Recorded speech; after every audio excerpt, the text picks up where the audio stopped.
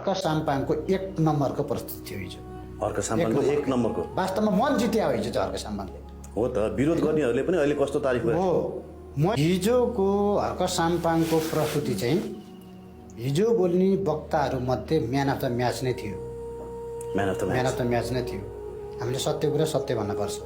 यसो जनताको भुइँ मान्छेको एजेन्डा बुदागत रूपमा टपक्क टिपेर शालीन ढङ्गले उनले त्यहाँ प्रस्तुत गरे। वास्तवमा उनले एक हिसाबले भन्ने हो भने त तरबारको धारमै उभिएर एमसीसीको विषयमा उनले कडा चाहिँ प्रस्तुत दिएका छन्। अमेरिकी दूतावास वाचिङ थियो सर। अमेरिकी दूतावास चाहिँ फेसबुक लाइभ हेरिरहेको थियो। हुनै रहेछ मलाई नि स्क्रिनसट पठाए होइन। अमेरिकन एम्बेसीले चाहिँ त्यो सङ्घीय संसदमा को बोलेको छ सबैको चाहिँ तपाईँको चाहिँ त्यो वाचिङ गरे भने ट्याक्क देखाइरहेको थियो। त्यहाँ लाइभ हेरिरहेको थियो है। हेर्नुहोस् त्यो देखिरहेको थियो। त्यो रियल हो, फेरि त्यो फेक होइन, रियल हो त्यो लोगो सहितको छ। हेर्नु त्यस कारणले गर्दाखेरि हर्क साम्पाङले वास्तवमा हिजो फेरि एकपटक नेपाली जनताको मन चाहिँ जित्यो।